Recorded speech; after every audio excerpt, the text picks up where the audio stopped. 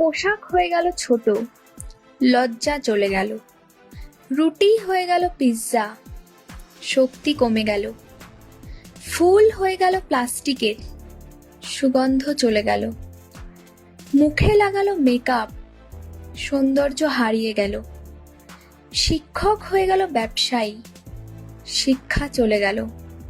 খাবার আসছে হোটেল থেকে, স্বাস্থ্য চলে গেল।